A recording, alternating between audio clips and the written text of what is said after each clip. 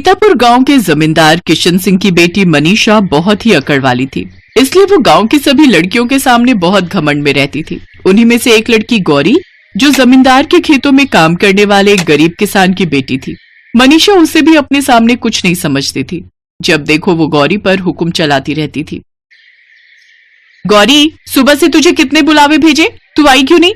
चल ये पकड़ मेरा थैला, मुझे बाजार जाना है। मुझे अपने लिए चूड़ी, बिंदी, पाउडर वगैरह वगैरह वगैरह बहुत कुछ खरीदना है। अभी तो मुझे रोटी बनानी है, थोड़ी देर बाद चले? नहीं, थोड़ी देर बाद नहीं, अभी चल। फिर मेरे पास समय नहीं है। और अब तू मुझे मना मत करना, क्योंकि तू जानती है अगर तू मुझे मना करेगी तो मुझे गुस्सा आ जाएगा। फिर मैं बापू को बोलूंगी, और बापू को तू जानती है अगर किसी बात पर मैं नाराज हो जाऊं तो बापू तुम सब पर बहुत गुस्सा करेंगे। गौरी बिटिया, रोटी मैं बना लूंगी, जा तू इसके साथ चली जा। बेकार में कभी जमींदार साहब गुस्सा करे। पर माँ, तुम अभी अभी खेत से काम करके आई हो, तुम भी तो थकी हुई हो। कोई बात नहीं बिटिया, तू इसे जानती है कि ये कैसी है। अगर इसने तेरी शिकायत जमींदार साहब से कर दी तो वो सारा गुस्सा मेरे ऊपर और तेरे बापू के ऊपर निकाल देंगे। ठीक है माँ, पर मैं जल्दी आने की कोशिश करूंगी। ज्यादा काम मत करना, तुम आराम कर लेना। मनीषा गौरी को ऐसे ही तंग करती थी, पर गौरी की मजबूरी थी उसकी बातों को मानना। इसी बात का फायदा हमेशा मनीषा उठाती रहती थी। मनीषा, हम बहुत देर से बाजार निकले हुए हैं, घर चले अब, माँ इंतजार कर रही होगी। रुक, अभी तो आए हैं, मुझे वो सामने की दुकान से अपने लिए झुमके लेने। भैया, ये झुमके कैसे दिए? 30 रुपए जोड़ी है। एक काम करो, ये वाला और वो दोनों भी, ये सारे कर दो। देख गौरी, ये झुमका मुझ पर कैसा लग रहा है? बहुत सुंदर लग रहा है मनीषा, ले लो, तुम पर बहुत अच्छा लगेगा। वो तो लगेगा ही, इस पर कहने वाली कोई बात नहीं है। आखिर गांव के जमींदार की बेटी हूँ, मुझ पर सब कुछ अच्छा लगता है। तुझे पता है बापू ने मेरी शादी के लिए बहुत कुछ सोचा हुआ है। शादी से याद आया, कल मुझे लड़के वाले देखने के लिए आ रहे हैं। वीरपुर गांव के जमींदार का बेटा है। पता है कितने पैसे वाले लोग हैं? बापू कहते हैं मैं तो राज करूंगी, राज। और वैसे एक बात कहूँ, मैं तुझे ये सब क्यों बता रही हूँ? तू तो ठहरी गरीब नौकर की बेटी, जो हमारे यहाँ नौकर है। तू ये सब बातें नहीं समझेगी, क्योंकि मुझे पता है तेरी शादी तो इसी गांव में किसी किसान के बेटे से ही होगी। मेरे दिमाग में एक विचार आया है, अगर मेरी यहाँ बात पक्की हो जाती है तो मैं अपने होने वाले पति को कह दूंगी कि उनके घर में कोई नौकर हो, क्या पता वो अच्छा हो, तो हम तेरी शादी उससे कर देंगे। फिर तुझे कहीं काम ढूंढने की भी जरूरत नहीं पड़ेगी। तू अपने पति के साथ आराम से मेरी ससुराल में नौकरी करना। गौरी चुप हो जाती है। वो जानती थी कि मनीषा का स्वभाव कैसा है। मनीषा की शादी पक्की हो जाती है और वो अपनी शादी की तैयारी में लग जाती है। मनीषा शॉपिंग के लिए शहर जाती है तो गौरी को अपने साथ लेकर जाती है। भैया, मुझे तो महंगे से महंगा ब्राइडल लहंगा दिखाना, मैं अपनी शादी में इतनी सुंदर लगूं कि आसपास के गांव वाले देखते रह जाएं। बहन जी, हमारी दुकान का सबसे बढ़िया महंगा लहंगा है, पूरे 3 लाख का है। ये तो बहुत सुंदर लहंगा है, ये लहंगा मेरे ऊपर बहुत अच्छा लगेगा। पर अभी तो मैं इतनी थक चुकी हूँ कि इसको पहनकर देखने की बिल्कुल हिम्मत नहीं हो रही। एक काम कर गौरी, ये लहंगा तू पहन के दिखा, अगर सही लगेगा तो मैं यही ले लूंगी। पर मैं कैसे पहन सकती हूँ? ये तो तुम्हारा दुल्हन का लहंगा है ना? तो मैं कौन सा तुझे ये कह रही हूँ कि ये तेरा दुल्हन का लहंगा है। मैं जानती हूँ ये मेरा दुल्हन का लहंगा है। वैसे भी तुझ जैसी गरीब का ये ब्राइडल लहंगा हो भी नहीं सकता। ये तो तुझे मैं मौका दे रही हूँ सिर्फ पहन कर दिखाने के लिए। चल जा, अब जितना कहा है उतना सुन, मैं बहुत थक चुकी हूँ, मुझे गाँव भी वापस पहुंचना है, बहुत सारे काम है। गौरी वो ब्राइडल लहंगा ट्राई करने के लिए ट्रायल रूम में चली जाती है, पर जैसे ही वो लहंगा पहनकर बाहर आने लगती है, उसकी नजर कोने में रखे एक पर्स पर जाती है। गौरी से पहले एक बड़ी उम्र की लेडी ट्रायल रूम से बाहर निकली थी। गौरी उन्हें आवाज लगाती है, आंटी जी, ये आपका बटुआ, आप अंदर भूल गए थे शायद। अरे हाँ, ये मेरा पर्स है, शुक्रिया। उम्र के साथ साथ याददाश्त भी कमजोर होती जा रही है। वो तो मेरी बड़ी बहू है जो मुझे यहाँ जबरदस्ती दुकान पर ले आई, वरना मैं बहुत कम निकलती हूँ। तुम्हारा क्या नाम है बिटिया? जी, मेरा नाम गौरी है। अच्छा, तो अपनी शादी का लहंगा पसंद करने आई हो। ये लहंगा तुम पर बहुत सुंदर लग रहा है। जी, ये मेरा लहंगा नहीं है, हमारे गांव के जमींदार साहब की बेटी है, उसकी शादी है, तो वो अपना लहंगा लेने आई थी। वो थोड़ी थकी हुई है, इसलिए उसने मुझे बोला कि मैं ये पहनकर उसे दिखा दूं। बस वही देख रही थी, तभी आपके बटुए पर मेरी नजर पड़ गई। अच्छा, वैसे कौन से गांव की हो तुम? जी, हम लोग सीतापुर गांव से आए हैं। सीतापुर गांव से?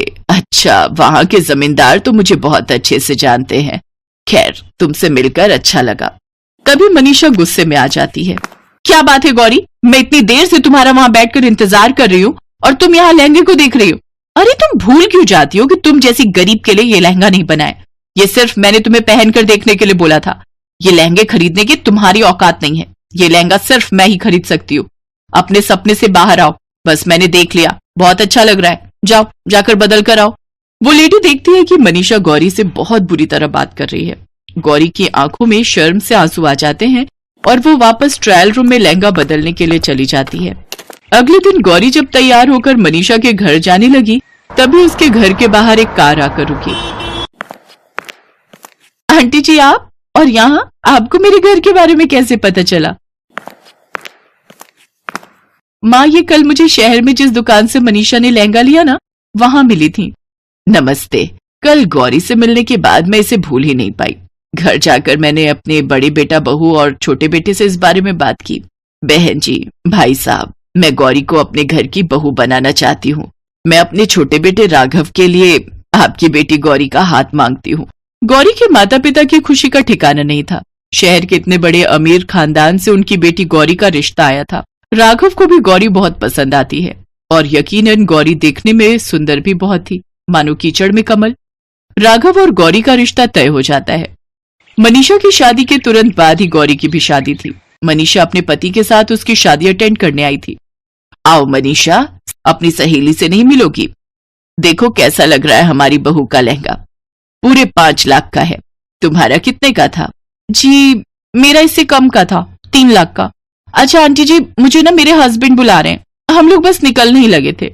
मनीषा का मुंह उस समय देखने वाला था। आज उसे सही सबक मिला था।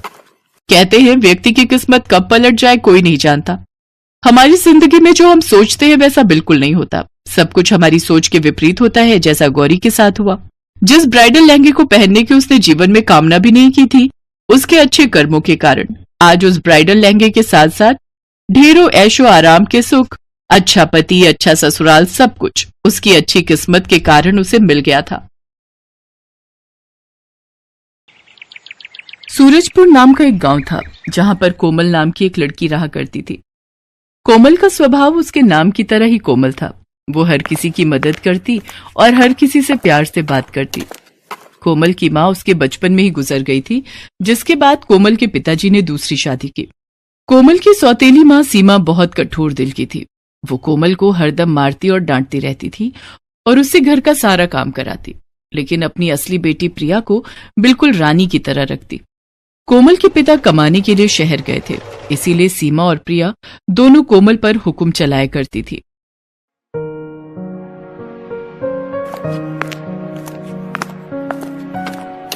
अरियो करमचली, तू यहाँ पढ़ रही है, वहाँ बर्तन क्या तेरी मरी हुई माँ आकर धोएगी? पर मम्मी, अभी तो मैं कपड़े धोकर आई हूँ, कल परीक्षा है मेरी, आज थोड़ा पढ़ लेने दीजिए। अरे पढ़ के क्या कलेक्टर बनेगी? चुपचाप जाके बर्तन धो। लगता है तू मेरी मार भूल गई है, तुझे याद दिलाना पड़ेगा। ठीक है मम्मी, मैं जा रही हूँ। कोमल फिर पढ़ाई छोड़कर बर्तन धोने चली जाती है। एक दिन सीमा अपनी सगी बेटी प्रिया को ढेर सारे कपड़े दिखा रही थी। ये देख बेटा, तेरे बाबूजी ने कितने सारे कपड़े भिजवाए हैं शहर से, इनको पहनकर तो तू एकदम राजकुमारी लगेगी। मम्मी, ये फ्रॉक कितनी सुंदर लगेगी ना मेरे पर, देखो ये सब मेरे लिए है। हाँ हाँ बिटिया, ये सब तेरे लिए भिजवाए हैं तेरे पापा ने। उस कलमुही को तो एक कपड़ा भी इनमें से नहीं दूंगी। तभी वहां कोमल आ जाती है। माँ, मेरे पास भी कपड़े नहीं है, सभी कपड़े फटे पुराने हैं। क्या मेरे लिए पिताजी ने कपड़े नहीं भिजवाए? तू क्या करेगी नए कपड़ों का? तेरे लिए कुछ भी नहीं भेजा तेरे बाप ने। जो प्रिया के पुराने कपड़े हैं वो तू पहन ले। तू मेरे पुराने कपड़े पहनेगी? मम्मी, ये इसी लायक है। कोमल वहां से उदास होकर चली जाती है। प्रिया और कोमल गांव में घूम रही होती हैं। प्रिया ने नए कपड़े पहने हैं और कोमल वही पुराने कपड़ों में रहती है। तभी प्रिया की 2 दोस्त चिंकी और मिंकी उनको रास्ते में मिलती है।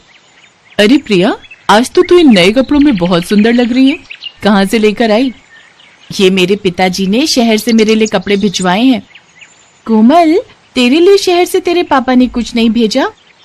इससे कोई प्यार ही नहीं करता, इसीलिए इसके पापा ने कुछ नहीं भेजा। वही मैले पुराने कपड़े पहनकर घूमती रहती है, इसीलिए तो कोई इससे बात नहीं करता।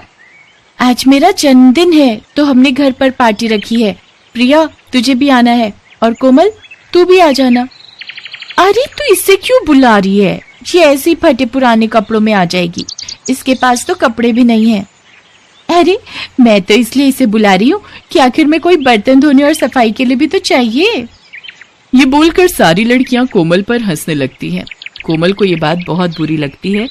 कोमल उदास मन से अपने घर की तरफ जा रही होती है। तभी वो देखती है कि एक जादूगर उसी रास्ते से गुजर रहा होता है। उस जादूगर के हाथ में एक पिंजरा था जिसमें सुंदर सी चिड़िया कैद होती है, और वो चिड़िया पिंजरे में बहुत उदास बैठी होती है। उस चिड़िया को देख कोमल को बहुत बुरा लगता है। अरे ये चिड़िया कितनी उदास लग रही है, जरूर इस जादूगर ने इसे कैद में रखा है, इसीलिए ये उदास है। मुझे इसकी मदद करनी चाहिए। फिर कोमल उस जादूगर के पीछे पीछे चलने लगती है ताकि जादूगर का एक बार भी पिंजरे से ध्यान हटे और वो उस चिड़िया को आजाद कर दे। तभी थोड़ी देर बाद चलते चलते जादूगर थक जाता है और वो पानी पीने के लिए एक जगह रुकता है। वो चिड़िया के पिंजरे को नीचे रखकर वहीं पास में लगे कल से पानी पीने लगता है। ये मौका देखकर कोमल फट से जाकर उस चिड़िया के पिंजरे को उठाकर वहां से भाग जाती है। जादूगर भी कोमल को पिंजरा लेकर भागते हुए देख लेता है और वो कोमल के पीछे पीछे भागने लगता है। अरे ओ लड़की, मेरा पिंजरा वापस दे, कहाँ भाग रही है? ओए ओए रुक जा। पर कोमल उसकी एक नहीं सुनती और वहां से भाग निकलती है और एक सुरक्षित जगह पर पहुंच जाती है। जब वो देखती है कि अब जादूगर उसके पीछे नहीं है, तब वो पिंजरा खोल देती है और चिड़िया को आजाद कर देती है। चिड़िया पिंजरे से आजाद होने के बाद एक बहुत ही खूबसूरत परी में बदल जाती है।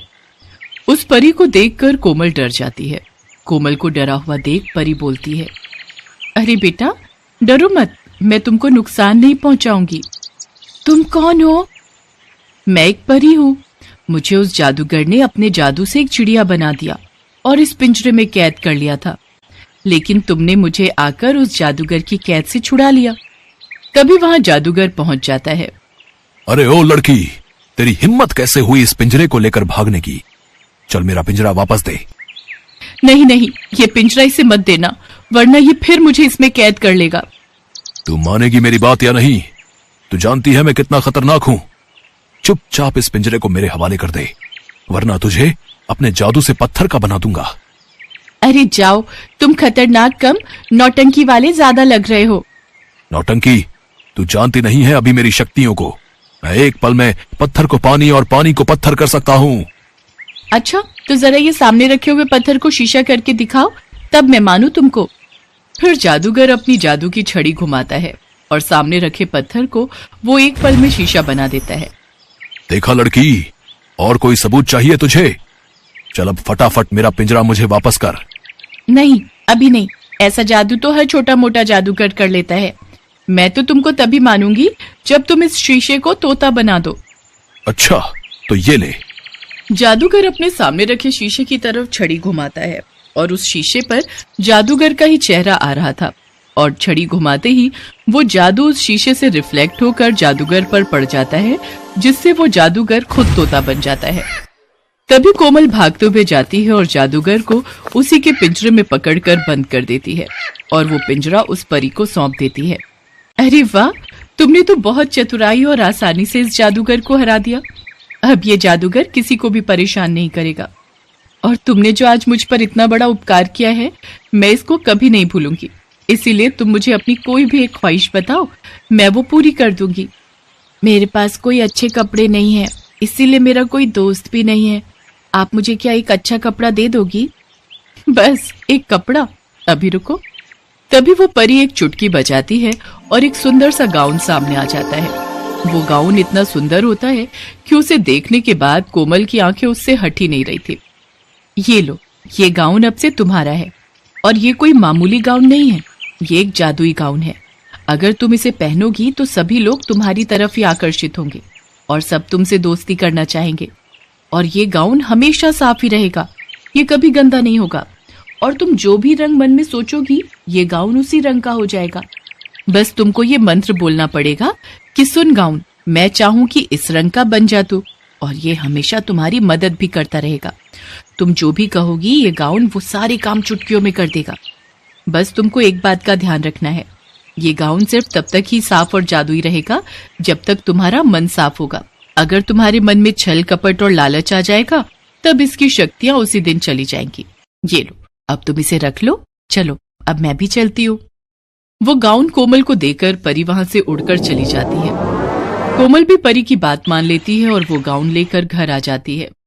कोमल वो गाउन को हाथ में लिए निहार रही होती है और मन में सोचती है, क्या जो वो परी बोल रही थी वो सच है? क्या ये सच में कोई जादुई गाउन है?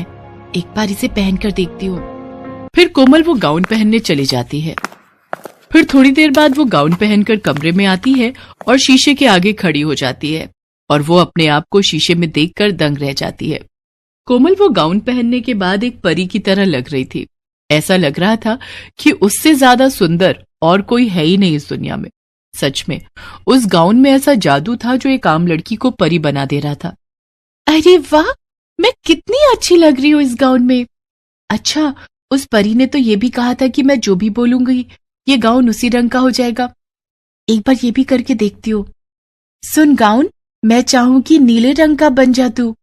कोमल आंखें बंद करके ये मंत्र बोलती है और जब वो आंखें खोलती है तो देखती है कि वो लाल रंग का गाउन नीले रंग में बदल चुका है। वो ये देखकर अचंभित हो जाती है। फिर वो खुशी के मारे झूमने लगती है। उसी दिन कोमल वो गाउन पहनकर मिकी के जन्मदिन में जाती है। कोमल में अब एक आत्मविश्वास आ गया था। उसे पता था कि आज वो उस गाउन में सबसे सुंदर लग रही थी। तभी वहां सारी लड़कियां कोमल को देखकर चौंक जाती हैं। उनकी नजरें कोमल से हटती ही नहीं है। प्रिया को छोड़ वो सारी लड़कियां कोमल के पास आ जाती हैं। अरे कोमल, आज तो तू बहुत सुंदर लग रही है। हाँ कोमल, आज तो तू इस गाउन में किसी परी से कम नहीं लग रही है। तू आज हमारे साथ आकर बैठ जा। पर ये सब कोमल की सौतेली बहन प्रिया को बर्दाश्त नहीं होता। प्रिया से ज्यादा लोग कोमल की तारीफ कर रहे हैं और उससे बातें कर रहे हैं। धीरे धीरे उस जादुई गाउन की वजह से कोमल का सारा काम आसान हो गया। जो भी उसकी सौतेली माँ उसको काम देती, वो सारे काम कोमल अपने जादुई गाउन के जादू से चुटकियों में कर देती। अब कोमल हर रोज गाउन पहनकर अपनी सहेलियों से मिला करती थी। हर रोज वो गाउन का रंग बदलती और पहनती। इस तरह कोमल अब अपनी जिंदगी आराम और सुकून से बिताने लगी। उस जादुई गाउन ने कोमल की जिंदगी बदल दी। इस कहानी से सीख मिलती है कि अगर आप बहादुर हैं, मेहनती हैं और आपका दिल साफ है तो भगवान भी आपकी मदद करेंगे। Best buddies. Hello friends, Thanks for watching this video. अगर आपको ये वीडियो पसंद आया है तो प्लीज लाइक, सब्सक्राइब, कमेंट्स करें इस वीडियो पर और हाँ, शेयर करना भी ना भूलें। और भी मजेदार वीडियो देखने के लिए नीचे दिए गए बेल आइकॉन को दबाएं। देखते रहिए बेस्ट बडीज।